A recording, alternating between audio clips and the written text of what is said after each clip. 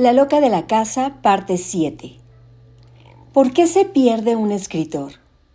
¿Qué sucede para que un novelista maravilloso se hunda para siempre en el silencio como quien se hunde en un pantano?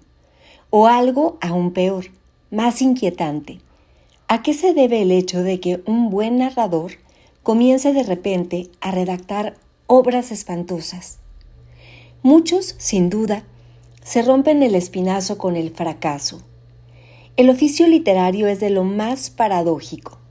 Es verdad que escribes en primer lugar para ti mismo, para el lector que llevas dentro, o porque no lo puedes remediar, porque eres incapaz de soportar la vida sin entretenerla con fantasías. Pero, al mismo tiempo, necesitas de manera indispensable que te lean, y no solo un lector, por muy exquisito e inteligente que éste sea, por mucho que confíes en su criterio, sino más personas, muchas más, a decir verdad, muchísimas más, una nutrida horda, porque nuestra hambruna de lectores es una avidez profunda que nunca se sacía, una exigencia sin límites que roza la locura y que siempre me ha parecido de lo más curiosa. A saber de dónde saldrá esa necesidad absoluta que nos convierte a todos los escritores en eternos indigentes de la mirada ajena. Salga de donde salga, en fin, lo cierto es que necesitamos cierto reconocimiento público y no solo para seguir escribiendo, sino incluso para seguir siendo. Quiero decir que un escritor fracasado suele convertirse en un monstruo, en un loco, en un enfermo, en un ser infinitamente desgraciado, en cualquier caso. Como le sucedió, por ejemplo, a Herman Melville, el autor de la maravillosa Moby Dick, una novela que hoy, siglo y medio después de su publicación, se sigue editando y reverenciando, pero que en su momento no gustó absolutamente a nadie, ni siquiera a los amigos más fieles de Melville, que consideraron que era un libro de lo más estrafalario, con todas esas meticulosas descripciones de las costumbres de las ballenas espermáticas. Moby Dick no vendió ni 2 docenas de copias y causó una rechifla general.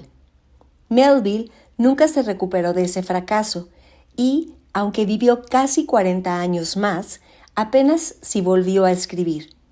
Solo un novelón ilegible, unos cuantos poemas y algunos textos breves, como su genial novela corta Bartleby el Escribiente, que demuestra que su talento seguía intacto pese al destierro del silencio en el que vivía, y pese a su desesperación creciente, a su frustración, a la ferocidad con que arrastraba su pena de escritor incomprendido.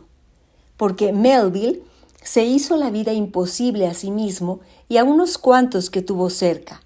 Cuando a los 47 años se vio obligado a aceptar un miserable empleo de inspector de aduanas, tan tedioso como mal pagado, para poder mantener a la familia, la obviedad de su fracaso como novelista debió de estallarle como un obús dentro de la cabeza.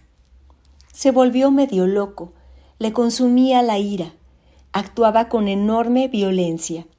Probablemente incluso pegaba a sus hijos y a su mujer, la cual estuvo pensando seriamente en separarse de él. Y estamos hablando de 1867, una época en la que los matrimonios simplemente no se separaban, lo cual puede darnos una idea de la dimensión del infierno en el que vivían.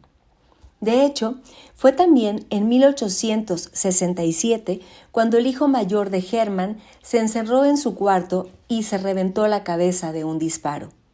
Se llamaba Malcolm y tenía 18 años. Tal vez se suicidara para huir del irrespirable ambiente doméstico. Estos son los horrores que pueden llegar a suceder cuando un escritor se frustra y se derrota, lo cual me hace pensar que a lo peor somos unos locos furiosos más o menos disimulados y que no acabamos de manifestar nuestra locura en tanto en cuanto la sociedad nos siga llevando la corriente. Otros autores fracasados probablemente la mayoría, dirigen la violencia de su dolor contra sí mismos y se desbaratan por completo. Estoy pensando en el pobre Robert Walser, un escritor suizo 5 años mayor que Kafka, autor de novelas tan interesantes como Los hermanos Tanner. Hoy es un personaje de culto, un nombre importante, aunque no popular, en la literatura contemporánea en alemán. Pero lo cierto es que, mientras estuvo vivo, nació en 1878 y murió en 1956, nadie le hizo el menor caso. Su tragedia, horrorosa y ridícula a la vez, aparece muy bien contada en el libro El autor y su editor de Siegfried Unzel, que fue el último editor de Walser en Alemania y que conoció al escritor en sus años finales. Robert Walser vivió en Zúrich desde 1896 hasta 1906. Durante esa década cambió 7 veces de empleo y 17 de casa. El veinteañero Robert era oficinista, trabajó en bancos y en compañías de seguros, pero lo que quería, lo que siempre quiso desde que a los 14 redactó su primera obrita, era ser escritor. En 1902 empezó a publicar pequeñas cosas en revistas y a llevar sus textos a los editores que se los rechazaron. Por entonces, aún henchido de esperanzas, escribía: la intranquilidad y la incertidumbre, así como la intuición de un destino singular, quizá me han impulsado a tomar la pluma para intentar reflejarme a mí mismo. Qué interesante párrafo y qué bien describe esa pulsión idiota que nos lleva a todos a la escritura. Primero, la intranquilidad y la incertidumbre, es decir, esa falta de acuerdo con el entorno, esa incomodidad, esa inadaptación a la que también se refería Vargas Llosa. Luego viene la intuición de un destino singular, frase conmovedoramente vanidosa. De la vanidad del escritor hablaremos más tarde, y patética en su desconocimiento de lo humano, porque todas las personas, literatos o no, percibimos esa ansia de la singularidad de nuestro destino, el grito del yo que se siente único, y por último, el intento de reflejarse a sí mismo, porque efectivamente uno escribe para expresarse, pero también para mirarse en un espejo y poder reconocerse y entenderse. Por fin, en 1905, el joven Walser consiguió que le publicaran su primer libro e incluso que le firmaran un contrato para el segundo. Este logro, que debió de ser uno de los momentos más felices de su vida, supuso, sin embargo, su perdición. Walser, entusiasmado, dejó su trabajo como oficinista en cuanto firmó el contrato, decidido a dedicarse profesionalmente a la escritura, aún antes de que saliera a la calle su primera obra, y sin tener en cuenta el éxito que podía tener. O más bien, que no tuvo, porque fue un completo fracaso. Le hicieron 2 buenísimas críticas, una de ellas firmada por Hermann Hesse, pero el libro, del que se habían tirado 1.300 ejemplares, solo vendió 47 copias y el editor se arrugó y decidió incumplir el acuerdo y no publicar la segunda obra. Es una verdadera desgracia cuando un escritor no obtiene éxito con su primer libro, como me sucedió a mí, escribió el irritado, pero aún arrogante, Walser, porque entonces cualquier editor se cree capacitado para darle consejos de cómo conseguirlo por el método más rápido. Estas seductoras melodías han destruido a más de una naturaleza débil. En realidad, él no era nada fuerte, como la vida se encargaría de demostrarle cruelmente. Y tampoco sé si es del todo verdad lo que ese orgulloso párrafo implica, a saber, que Walser hubiera podido escribir un libro de éxito si hubiera querido rebajarse a ello. Es decir, que hay obras horribles y horriblemente fáciles que se venden como rosquillas entre un sector del público lector poco exigente. Pero escribir una novela malísima y popularísima es algo que tampoco está al alcance de cualquiera. Hace falta tener una desfachatez especial o ser verdaderamente un poco simplón. Hace falta que no te importe ser un tramposo y halagar los bajos instintos de la gente, y eso no lo sabe hacer todo el mundo. Es decir, tengo la sensación de que el buen escritor solo sabe escribir bien, de la misma manera que el malo solo es capaz de escribir mal. Cada cual escribe como puede, porque la literatura viene a ser como una función orgánica más. Lo mismo que sudar, pongamos, y uno no controla su sudoración. Hay gente que chorrea al menor esfuerzo y gente que siempre se mantiene seca. Para mí, Walser nunca hubiera podido escribir una obra popular por más que se esforzara.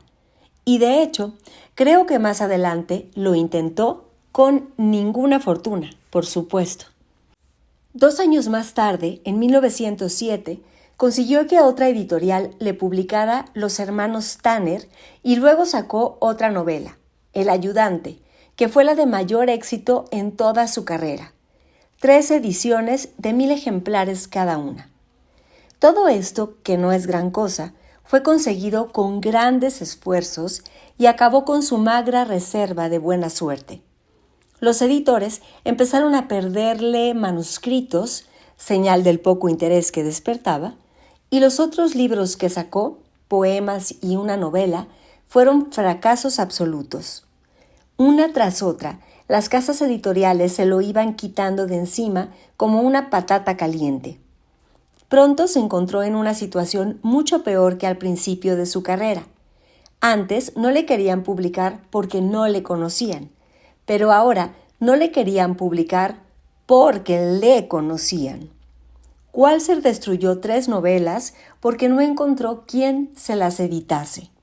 En 1914, un manuscrito suyo consiguió ganar el premio Frauenbund. El galardón conllevaba la publicación y, en efecto, el libro, un volumen de prosas poéticas, salió a la calle. Pero se vendió tan poco que este nuevo editor también le abandonó. Desesperado, el pobre Walser enviaba agónicas cartas a todos los directores editoriales intentando vender sus obras. Acabó de terminar un nuevo libro en prosa titulado Kammersmusik, en el que ha engarzado con esmerado trabajo 27 piezas. Creo poder decir que el libro forma un todo sólido, redondo y atractivo. Me agrada pensar que puedo encarecerle seriamente la publicación de Kammermusik, pues considero que es uno de mis mejores libros. Menos mal que hoy existen los agentes y que el escritor no está obligado a rebajarse en persona de tal modo. Aunque a los escritores como Walser tampoco los quieren en las agencias. La carta es la versión literaria del pregón del vendedor ambulante. Por favor, cómpreme este libro tan bueno, tan bonito y tan barato.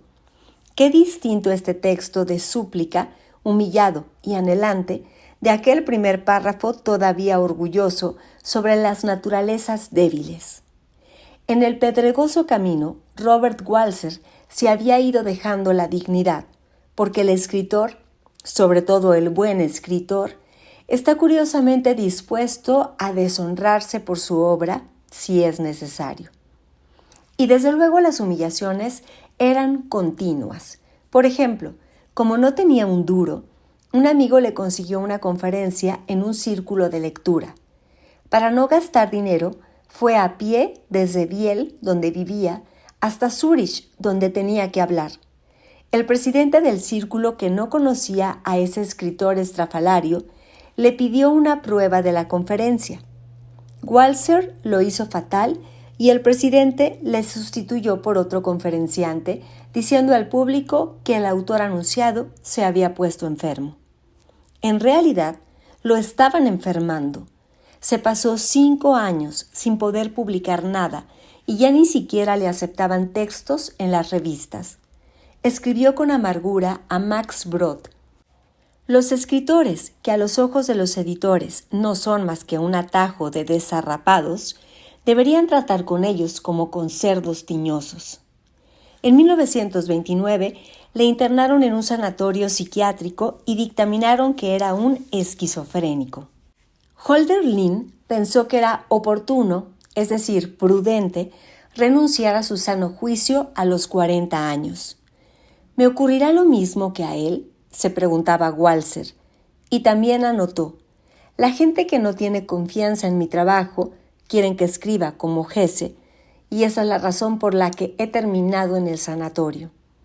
Aún así, y pese a estar encerrado en el hospital, siguió escribiendo durante 4 años, 83 piezas de prosa y 78 poemas, y también anotó pensamientos tan amargos como este. Los críticos, conscientes de su poder, se enroscan alrededor de los autores como una boa constrictor. Los aplastan y asfixian como y cuando les apetece. Pero en 1933 le cambiaron a la fuerza de psiquiátrico y en el nuevo hospital ya no volvió a escribir. Allí murió 23 años más tarde, engullido por el silencio.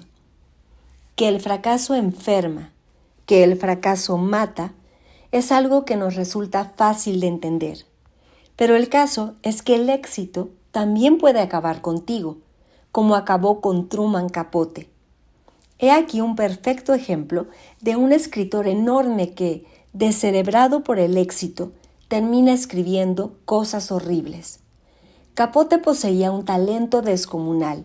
Sus cuentos me enloquecen. Su desayuno en Tiffany's me parece perfecto. Su A Sangre Fría es un disparo al corazón.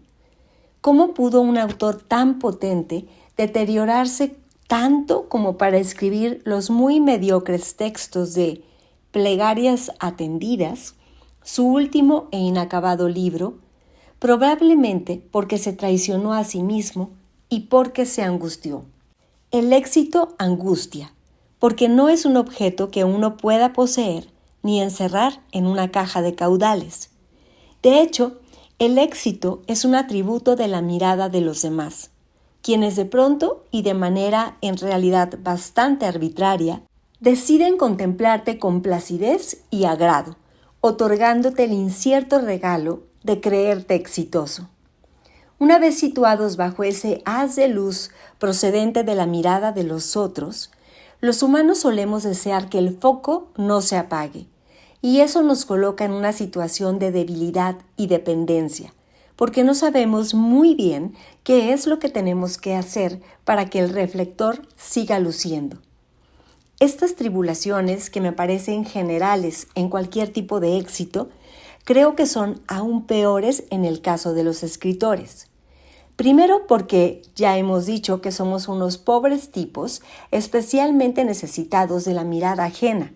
Y en segundo lugar porque cuando empezamos a escribir para intentar complacer a esa mirada, en vez de seguir los dictados del daimon, como decía Kipling, entonces todo nuestro posible talento, pequeño o mediano, se hace fosfatina y lo que escribimos se convierte en basura. Y una última reflexión sobre por qué triunfar puede destrozar de manera superlativa a los novelistas. Porque el éxito en la sociedad mediática de hoy ya no está relacionado con la gloria, sino con la fama. Y la fama es la versión más barata, inestable y artificial del triunfo. La fama, esa suma de malentendidos que se concentran alrededor de un hombre, como decía Rilke, es un vertiginoso juego de espejos deformantes que te devuelven millones de imágenes de ti. Imágenes todas ellas falsas y alienantes, y esa multiplicación de yoes mentirosos puede resultar especialmente dañina para alguien que, como ya hemos dicho que le ocurre al novelista, es un ser que tiene las costuras de su identidad un poco rotas y que tiende a sentirse disociado. Eso fue lo que le sucedió a Capote, que se descosió. Truman deseó demasiado el éxito. Desde pequeñito anheló con desesperación ser rico y famoso, y estuvo dispuesto a vender su alma para conseguirlo. Y, de hecho, la vendió. Ya era muy conocido, triunfó como escritor siendo muy joven, cuando emprendió la que sería su ópera magna, el reportaje novelado A Sangre Fría, una magistral reconstrucción del absurdo asesinato de una familia de granjeros, el padre, la madre y los 2 hijos adolescentes a manos de 2 veinteañeros medio tarados de vida tan triste y tan precaria que ni siquiera habían llegado a desarrollar de modo suficiente su conciencia del mal. Capote investigó el caso durante 3 años, conoció a los asesinos que estaban en la cárcel condenados a muerte e intimó con ellos. Escribió la obra casi en su totalidad y luego esperó durante otro par de años a que ejecutaran a los criminales para poner el capítulo final y publicar el libro. Durante todo ese tiempo, Capote se veía y se escribía con los condenados, que le mandaban cartas angustiadas pidiéndole que intercediera por ellos ante las autoridades, que pidiera el indulto, que les ayudara a salvar el cuello. Él les contestaba con buenas palabras y aseguraba que había llegado a tomarles cierto cariño, pero en el fondo más oscuro de sí mismo estaba deseando que los jueces rechazaran todos sus recursos y que les mataran de una vez para poder sacar el libro y disfrutar de la gloria, porque él sabía que era lo mejor que había hecho. Capote escribió a su amiga Mary Louise: como puede que hayas oído, el Tribunal Supremo ha rechazado las apelaciones por 3ª puñetera vez, así que puede que pronto suceda algo en un sentido u otro. Me he llevado ya tantas decepciones que casi no me atrevo a confiar, pero deséame suerte. Truman no hizo nada por Dick y Perry y lo cierto es que se horrorizó, pero también se regocijó cuando al fin les colgaron. Y no creo que esa miseria moral se pueda alcanzar impunemente. Esta debió de ser, por lo tanto, una de las causas de la caída de Capote. Sacrificó la vida de 2 hombres al idolillo bárbaro de su propia fama, y eso tiene que dejarte el ánimo revuelto. Por cierto que nunca he entendido muy bien por qué se metió en ese basurero emocional y por qué esperó hasta el cumplimiento de las penas capitales para publicar el libro, porque a sangre fría no necesitaba terminar con la ejecución para hacer una obra redonda. De hecho, lo que Truman escribió tras el fallecimiento de los asesinos es con diferencia lo peor del relato, que podría haber acabado y habría quedado mejor, con Dick y Perry en el corredor de la muerte. Pero, probablemente, le perdió de nuevo la ambición, es decir, un exceso de ambición. Capote quiso hacer el mejor libro del mundo, y se le debió de meter en la cabeza que, para ser perfecto, tenía que terminar con la agonía de los asesinos, de la misma manera que había empezado con la agonía de los granjeros. Pero se equivocó. Se equivocó éticamente y lo que era para él aún peor, también literariamente. Desde el primer momento de su publicación, A Sangre Fría fue un éxito tremendo. Capote estaba en lo mejor de la vida. Había escrito un libro maravilloso, la gente se lo quitaba de las manos, el dinero le entraba a espuertas, se había convertido en ese chico riquísimo y famosísimo que siempre quiso ser. ¿Y qué le sucedió entonces? Pues que se fue a pique con todas las banderas desplegadas. Vivió 19 años más tras la aparición de A Sangre Fría, pero durante ese tiempo solo publicó el puñadito de cuentos de música para camaleones. A todo el mundo le decía que estaba trabajando en una novela monumental titulada Plegarias atendidas, la novela perfecta que le convertiría en el nuevo Proust. Pero a su muerte solo se encontraron 3 capítulos y desde luego no eran dignos ni de Proust ni del propio Capote. En esos años finales de bloqueo y angustia, Truman se convirtió en un alcohólico y se tragó todas las pastillas del mundo. Estaba drogado, embrutecido, enloquecido, desesperado. Murió a los 59 años, tan deteriorado como un octogenario mal cuidado. Poco antes del final declaró: «Miles de veces me he preguntado por qué me ha pasado esto. ¿Qué es lo que he hecho mal? y creo que alcancé la fama demasiado joven. Apreté demasiado, demasiado pronto. Me gustaría que alguien escribiera lo que de verdad significa ser una celebridad. Para lo único que sirve es para que te acepten un cheque en un pueblo. Los famosos se convierten a veces en tortugas vueltas boca arriba. Todo el mundo achucha a la tortuga. Los medios de comunicación, pretendidos amantes, todo el mundo. Y ella no puede defenderse. Le cuesta un enorme esfuerzo darle la vuelta a su ser.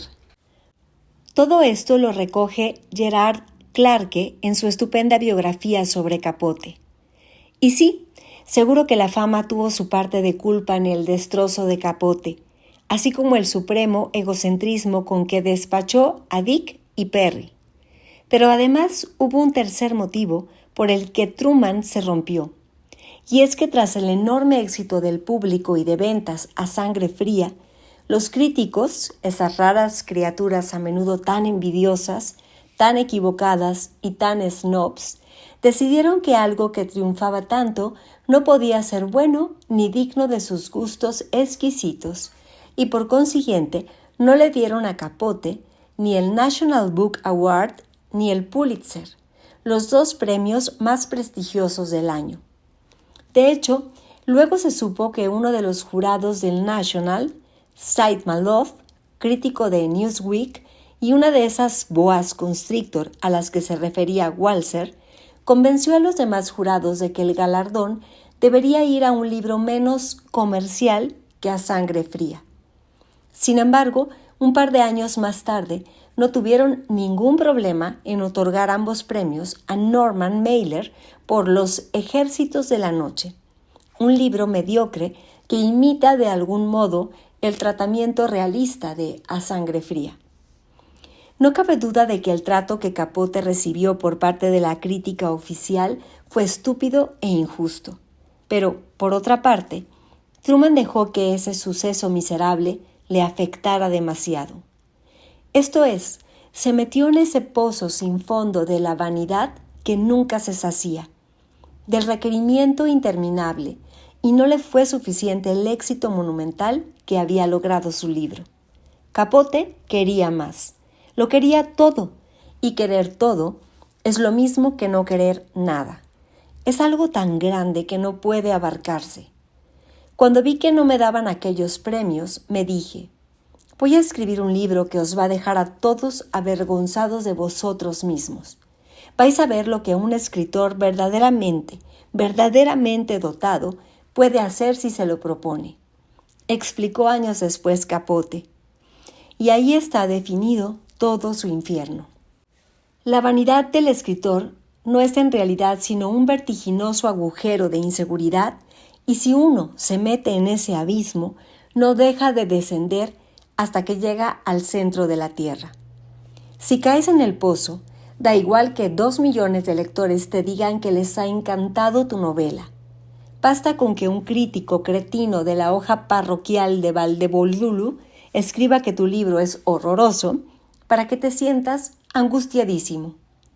Yo no sé de dónde sale esa fragilidad idiota, esa necesidad constante de una mirada que te acepte, pero es semejante a la ceguera del enamorado que se siente solo, desgraciado y poco querido cuando el objeto de su amor no le hace caso, aunque tenga a su alrededor otras 20 mujeres que estén rendidamente enamoradas de él, pero a esas ni las tiene en consideración, esas no cuentan. Sea como fuere, Capote, para conseguir el amor imposible de la crítica esquiva, decidió hacer un libro maravilloso que les dejara pasmados, con lo cual se equivocó doblemente. Primero, porque puso el listón tan alto que todo lo que escribiera tendría que parecerle insuficiente. Y segundo, porque intentó escribir lo que suponía que los críticos querrían leer, en vez de fiarse de su daimon. Y ya sabemos que es la mejor manera de perderse. Pero el éxito y el fracaso no son las únicas causas que acaban o silencian o entontecen a un narrador. El poder, lo hemos visto antes, también corrompe fácilmente a los escritores. Tengo la sensación de que uno no puede escribir bien si convierte su vida en una mentira. Hay autores que en su existencia han sido unos verdaderos miserables y que sin embargo han producido obras maravillosas, pero probablemente no se mentían a sí mismos. Debían de ser malvados, pero consecuentes, o sea, es posible que la mentira sea el verdadero antídoto de la creación, aunque a lo mejor es al revés. A lo mejor lo que sucede es que tu vida se va al garete porque conviertes tu obra en una mentira. Sin duda, aún hay muchas otras razones para que un novelista enmudezca. Enrique Vila Matas investiga el tema en un libro fascinante, Bartleby y compañía, en el que divide a los autores entre escritores del sí y escritores del no. Y estos últimos terminan sumidos en el silencio. ¿Por qué dejan de escribir los muchos autores que dejan de escribir? Es que se me murió el tío Celerino, que era el que me contaba las historias. Se excusaba Juan Rulfo cuando le preguntaban por qué no publicaba ningún libro más. Y debía de tener razón. Se le murió o se le cayó aquel que susurraba ficciones dentro de su cabeza. Todos los narradores llevamos a un tío Celerino en nuestro interior y ojalá no se nos muera jamás. Pero es el argentino César Aira quien en su lúcido librito Cumpleaños ha hecho la reflexión que me parece más atinada sobre por qué un escritor es atacado de pronto por el desánimo, el bloqueo, el desaliento, la seca, como decía Donoso, la mudez definitiva o pasajera. Convengamos primero, para entender el análisis de Aira, que novelar consiste en gran medida en vestir narrativamente lo que cuentas, en inventar mundos tangibles. El premio Nobel Naipaul se lo explicó muy bien a Paul Theroux cuando le dijo: escribir es como practicar la prestidigitación. Si te limitas a mencionar una silla, evocas un concepto vago. Si dices que está manchada de azafrán, de pronto la silla aparece, se vuelve visible. Pues bien, Aira llevaba escribiendo un par de décadas cuando, cerca ya de los 50, empezó a sentir esa desgana creativa que tanto se parece a una enfermedad física. Y explica en Cumpleaños: a la larga me di cuenta de dónde estaba el problema, en lo que se ha llamado la invención de los rasgos circunstanciales, es decir, los datos precisos del lugar, la hora, los personajes, la ropa, los gestos, la puesta en escena propiamente dicha. Empezó a parecerme ridículo, infantil, ese detallismo de la fantasía. Estas informaciones de cosas que en realidad no existen. Y sin rasgos circunstanciales, no hay novela. O la hay abstracta y desencarnada y no vale la pena. Exacto, eso es. Releo las líneas de Aira y sé que ha rozado algo sustancial. El detallismo imaginario, dice, empezó a parecerle ridículo e infantil. O lo que es lo mismo, Aira había crecido por encima del juego narrativo como quien crece por encima de los caballitos de una feria. Pero, ¿cómo? ¿Con 20 años y aún quieres subirte al tío vivo? Vaya cosa ridícula. El envejecimiento es un proceso orgánico bastante lamentable que apenas si tiene un par de cosas buenas. Una, que si te esfuerzas, aprendes algunas cosas. Y dos, que es la mejor prueba de que no te has muerto todavía. Y otras muchas malísimas, como por ejemplo, que tus neuronas se destruyen a mansalva, que tus células se deterioran y se oxidan, que la gravedad tira de tu cuerpo hacia la tierra tumba, debilitando los músculos y desplomando las carnes. Pues bien, a todas estas pesadumbres y otras que no cito, puede que también se sume un empacho abrumador de realidad. La pérdida progresiva de nuestra capacidad de fantasía. el anquilosamiento de la imaginación, o lo que es lo mismo, el fallecimiento definitivo del niño que llevamos en nuestro interior. Uno se hace viejo por fuera, pero también por dentro, y debe de ser por esto por lo que los lectores, a medida que crecen, van dejando mayoritariamente de ser lectores de novelas y derivan hacia otros géneros más instalados en el realismo notarial, la biografía, la historia, el ensayo. Este agostamiento senil de la imaginación, de la creatividad, puede sucedernos a todos los humanos, pero si eres novelista, estás doblemente fastidiado, porque entonces te quedas sin trabajo. Entonces, la loca de la casa, harta de tus desprecios de viejo bobo, se marcha con el tío Celerino a buscar cerebros más elásticos. Para escribir, en fin, conviene seguir siendo niño en alguna parte de ti mismo. Conviene no crecer demasiado. ¿Quién sabe? A lo mejor por eso admiro tanto a los enanos.